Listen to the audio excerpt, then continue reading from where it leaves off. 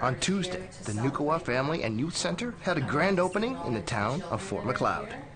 While operating for the past 2 years, COVID had delayed their official opening to the public. The Youth Center is bringing back Indigenous children from the Alberta foster care system. The nonprofit has no government funding.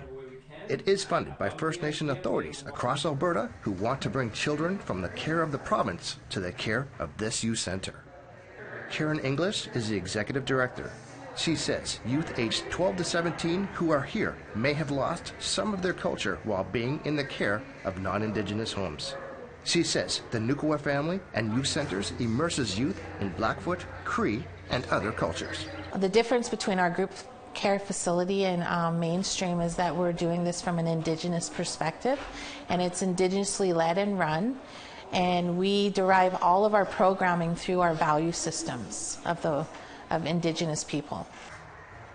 Inglis says that reconnecting young people to their roots gives them a better feeling of self-worth and future success.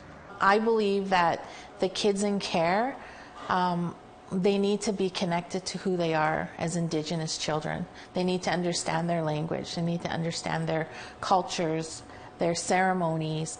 I see that better outcomes will derive from kids when they're learning about where they come from and who they are. And that's what we focus on. That is the main purpose for Nukuwa. Peter Strikes with a Gun is a former chief and is the board chair. He has fostered 60 youth over the decades. He says the province has not done enough for Indigenous youth. He says this youth center has helped and will help immensely. I was a very big part of the transitions, but it seems that it never changed. They just went through the old school term, and children were just being shipped around, and they were not being given the sense of belonging, and eventually they come back to the reserve with no heritage. And we've lost a lot of good people as a result of the system that they were put into.